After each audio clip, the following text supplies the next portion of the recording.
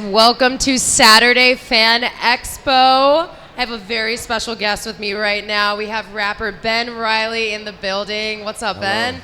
How you doing? How you doing? Welcome to Chicago. How do you like it so far? Is it everything you would imagine and dreamed of, or? Yeah, no. I think I've been to Chicago only one time before.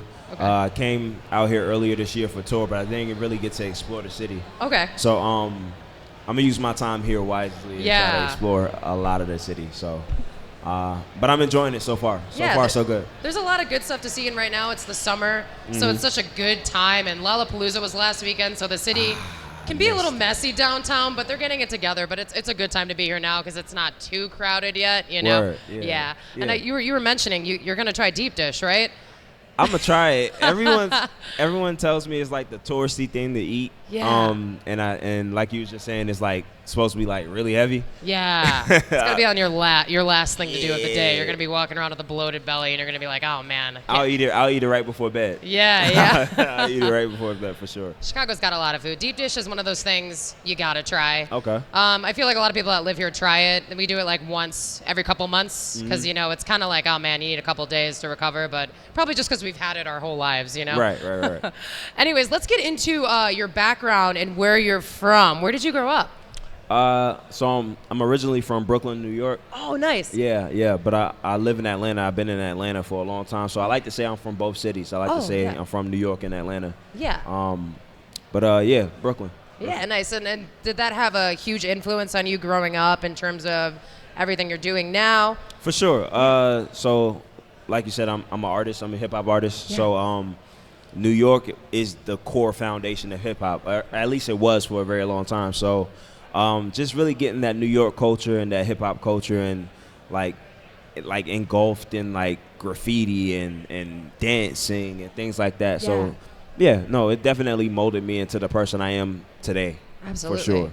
Great place to grow up, honestly. I'm a little jealous. Chicago's cool, but New York is like the coolest, honestly. For sure. And growing up in New York and just having that influence with a lot of comic book, taking a lot of comic book storylines taking place in New York. Specifically, almost all of them. Right, and New York is just everything for comics. And your name, Ben Reilly, is after a Spider-Man variant. Yes. The Scarlet Spider. Yeah, the clone. So Ben Reilly is the clone of Peter Parker. He's kind of like, I like to say he's the main clone because he's the one that consistently keeps coming back. Yeah, he can never die. He just officially keeps coming back in the comics, whether it's the Jackal, Chasm, whatever. Even though I don't like the Jackal storyline. Oh, I agree. But like the clone conspiracy thing is just a lot. But but he's very consistent. Yeah. He's always coming back in one way or another. But he's my favorite version of the character. Yeah. And when I was choosing my rap name, I wanted to name myself after a comic book character. At first, it was going to be Peter Parker. Okay. But there was a DJ with that same name, so I couldn't use it. Yeah. Kind of like, I don't know if you know the rapper MF Doom. Yes. He named himself after Dr. Doom. Yeah. So I was like, I wanted to do something like that, but I wanted to name myself after a hero. So I went with Ben Reilly. Yeah, I think Spider-Man is a great starting point and a choice for sure.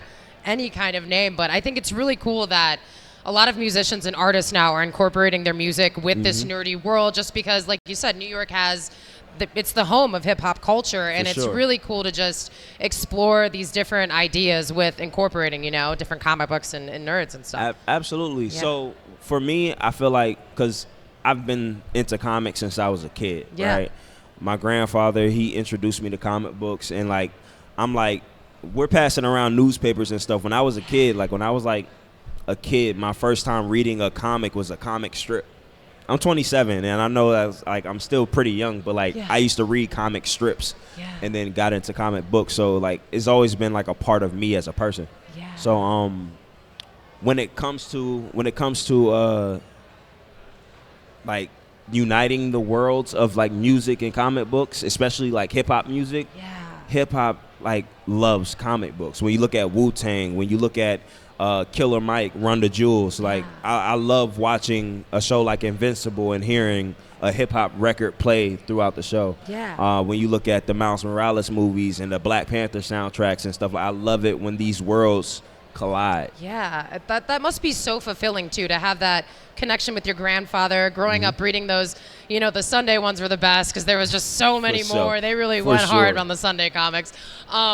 That's so cool, and I love that so much. And speaking of Miles Morales and Shameik Moore, you got some upcoming shows tomorrow at Fan Expo, right? Yes. Yeah. Yeah, I'll be performing in front before the Spider-Verse panel tomorrow. Yeah. That's going to be exciting. That is amazing. I'm sure it's you're gonna be like really on cool. cloud 9 right now before totally. Shameik. I think this is one of his like first major conventions that he's doing. At least I that believe I'm. so. Yeah. He did the one in Dallas, and I performed at the one in Dallas too. Oh, nice. Yeah. So, but I don't know. Maybe it is like a new thing for him too. I mean, I would imagine it would be. That movie's doing like insane. Across that's one of my top 3 movies of the year. For sure. The only bad part of it was when it ended so abruptly. We were all like, let's go. It's about, and it was just like the cliffhanger was like. The cliffhanger was cliffhangering. Oh, it was. We were all just like sitting in the theater like, what just happened? That was the best movie I've ever seen. Yeah, it was so And then good. It's over. Yeah. And now with, the SAG after strike and everything going on, it's going to be so delayed. And I think the Beyond is it's supposed to come out in March, but I think it's getting pushed back like way further. Yeah, it always gets pushed back. Even Across the Spider-Verse got pushed back, I think, a couple times. They really made us wait for this one. Yeah. I'm glad they did, though, because it was amazing. It was worth the wait. It was so incredible. And then in terms of your rap career, do you have any other EPs or anything to look out for that are coming out? Yeah, so by the end of the month, I'm releasing my next project. It's an EP, 6 songs. Just some fun stuff that I feel like would be fun to perform. Yeah. It's called Not Your Hero for Hire. Okay. And after that, I'm still crafting my album right now, which is entitled Save. Okay. And Save is basically like my superhero origin story. Okay. I'm applying like the theme of great power comes great responsibility to like my everyday life, the stories that me and my friends and family share. Like I'm making my life a superhero origin story through music. So. Oh my God! It sounds like you need to write a comic too. Oh, I'm going to. I was gonna say we need the Ben definitely Reilly comic book story, the For origin story in New York and going to Atlanta and just seeing definitely. everything go down. Yeah. Yeah, definitely. That's incredible. Do you nerd out about anything else, or is Spider-Man just your fave? Do you have any other favorites? Spider-Man is my like number one. I love Batman. I'm hype as hell. Very hype. Sorry, very hype that Frank Miller's here. Yeah. That's really awesome. Would love to get a chance to just say hi to Frank Miller, Sam Raimi, Giancarlo Esposito's here. Michael J. Fox. It's so many people, so many legends in the building. So I would love to get a chance to just say what's up. Tara Strong. Yeah, the list goes on and on. Chicago's really stacked this year. Really. Even just walking through that like autograph area and the photo op, it's like some of the people I didn't even realize were going to be here, and I'm just like, oh my God. Oh, I found out. The voice of Vegeta is here. Christopher Sabat. Oh, I didn't know that. Insane. It's crazy, and you're just like, oh, there he is. Yeah. Even we were walking by the other day or last night, and it was just casual Christopher Lloyd just sitting there in all his glory. And I stopped in my footsteps. I'm like, oh my God, it's Christopher Lloyd. Yeah, exactly. He looks great. He's killing it. He's awesome. Still out there kicking. Awesome. And so tomorrow, are you going to be performing any new content? Do you have any specific things you're going to do, or? So I'm performing a new single. It's called Etna. It's inspired by The Incredibles. Oh. Yeah. So the song is called Etna No Capes, and it's basically just it's me just having fun, referencing the movies. I say a lot of references to like Mr. Incredible, Elastigirl, and Frozone and Syndrome and things like that. So, stuff like that. That's so cool. Yeah. I even I don't know if my video is showing or not, but like in my Edna music video, we made a lot of direct references to the Incredible movie. Okay. So yeah. Nice. Edna's the short lady, fashion right? designer. With the black hair, and she's just like very, very snippy and so capes. funny. That's hilarious. I cannot wait to see your performance tomorrow. That's going to be so much fun. Thank you. So I love that you're just not sticking to Spider-Man. You're doing The Incredibles and things like that. But I keep going to Spider-Man. That's like my one guilty pleasure. I love it so much. What's your... I have Spider-Man tattooed on my leg. And I have Great Power Comes Great, like the original panel. Yeah. Where he's like walking into the night. I have that like tattooed on my rib. Like I love Spider-Man. That's one of the best quotes of all time, I think. 1,000%. And I love that they still, with all these Spider-Man movies coming out, they still somehow like make an ode to that quote and they put it in everything. What's your favorite Spider-Man movie? So I'm kind of generic with it. I'm gonna say Spider-Man 2. Okay. I think that's my number one for live action. Obviously, for Into the Spider-Verse and Across the Spider-Verse are like top 5. Yeah. No Way Home is great. What else? I'm actually in the minority. I really like TASM 1. Okay. The first Andrew Garfield movie. I really like it, and I like Homecoming a lot too. Yeah. Yeah. What did you think of No Way Home with all the Spider-Man just coming together and just existing? So one, I think that was incredible. Like just to see the different generations, different like interpretations of Spider-Man. Yeah. I only have one gripe with the movie. Okay. I really would have loved to see Tobey Maguire and Willem Dafoe actually interact.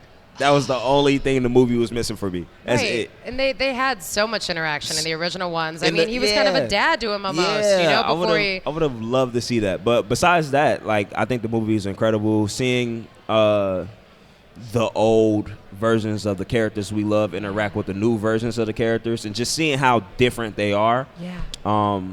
And how they exist together, I need more of that. Yeah. I'll take all my money. I need all different types of versions of that. I need the banter. I need the conversations. Yes. I want the like behind the scene ththings. I hope there's some extended scenes that come out one day about that. I think they did a more fun stuff version where they added a little bit extra, like a little bit extra of the runtime and stuff like that. Do you play any of the Spider-Man video games? Oh, of course. Oh, October 20th. I can't wait. Yeah. I got my collector's edition. Well, I didn't get it, but I bought it. Yeah, for sure. Yeah. So I'm waiting on that one. Hopefully there's a DLC next year or something. But that's something I've been waiting on for years. Yeah, years. It's so I'll never forget playing that Spider-Man video game for the first time, and like I didn't even want to do the missions. Like eventually I got to that. Yeah. I was just swinging around New York, and I'm like, this is the best day of my life. I could literally do this every single day. I really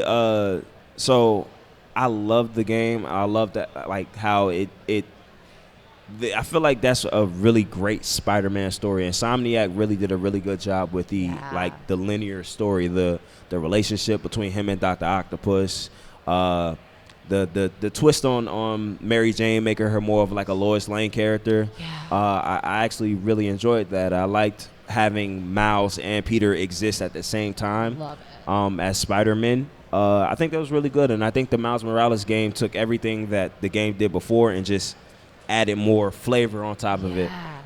So I can't wait to see what they do with the next one. I'm super excited for that. It's so fun. I really do. I agree with that. You know, Miles and Peter existing at the same time. I think Peter almost kind of mentors Miles in a way. Yeah, and I think that's a great take on a relationship because, like, you know, anyone that knows like Miles' original story from the first Bendis run, it was Peter dies and Miles lives. Miles, you know, assumes the mantle, and it was hard for him to do it, but eventually he does. And I really like that they're taking the big brother role with this one, and I'm excited to see how it works. I really hope this just gets copy and pasted to like live action movies because I really do like Tom Holland's Spider-Man a lot. I think I love Tobey Maguire. He's obviously always going to be my favorite. Andrew Garfield was really good too, and he got, you know, a lot of flack on the internet for like a lot of the people didn't like the movies. I mean, the second one was a little interesting. It was different. So here's my opinion. I think the best part about the second The Amazing Spider-Man movie was Andrew and Emma. Yeah. But I think like as Spider-Man goes, I think he may be the best actor. Like Andrew Garfield? Yeah. I love how Tom does it. I think he's a great combination of both.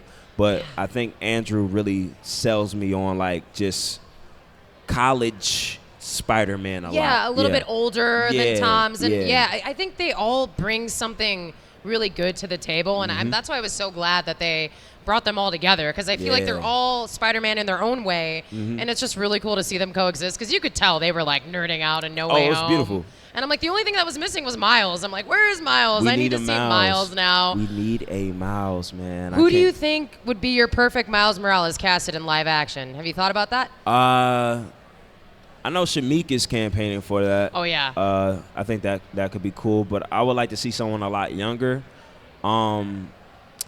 It's this actor. He's a young kid. I think his name is Miles, too. I don't know if you ever watched, is it Blackish on ABC? Yeah. Grownish.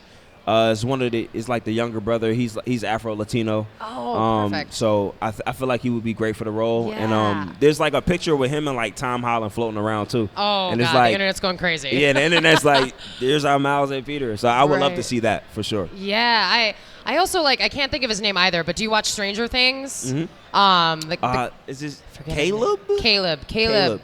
Love him. He would be great, too. I feel like I haven't really seen him in a lot of movies, a lot of TV shows since Stranger Things, and I love the development of his character in this past season, and I really think there's a chance there. I can see it. I can see it. No, right? I can definitely see it. Yeah. He's a great actor. Yeah. I think I've seen him in like one other movie. I think with like Idris Elba.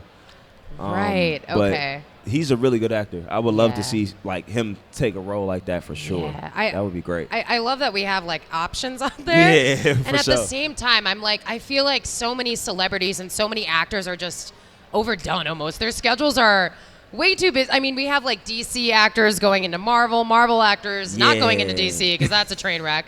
But they think about it, you know? Now that James Gunn is taking over, it's like, maybe there's hope now. I mean, I know on the internet they were saying the other day there's going to be a new Wonder Woman. But they came out and said that wasn't happening. Yeah, Gal Gadot is probably exhausted at this point. She's like, I'm exhausted. I'm done with the Flash. I'll be in the Flash for 30 seconds, and then I'm done. That's the end of that contract. I'm excited to see what James Gunn does with the DC universe. Yeah, though. me too. I really liked his Suicide Squad, and Guardians 3 was great. Oh man, tearjerker. And I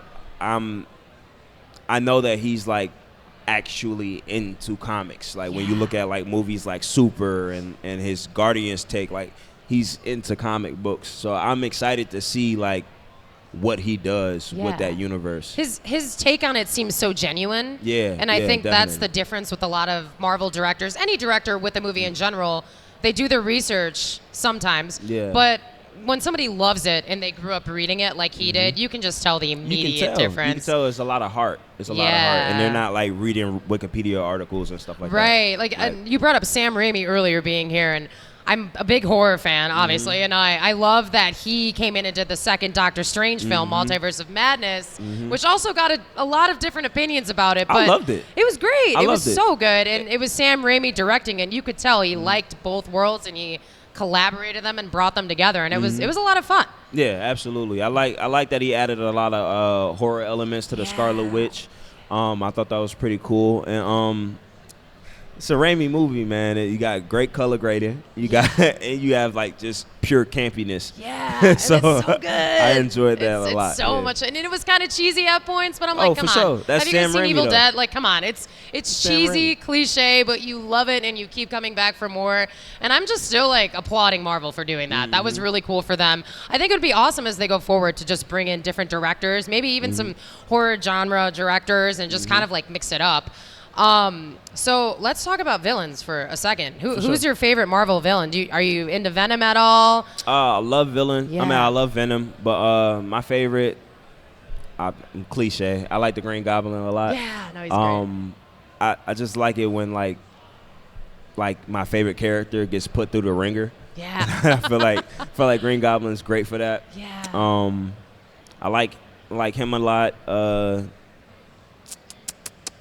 Joker, obviously. Yeah. I'm a fan of Thrag from the Invincible comics. Oh, Thrag, yeah. I really like him. Angstrom Levy.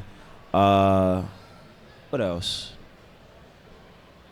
Let me see. There's a lot to think about. There's so many like different types of characters. Yeah.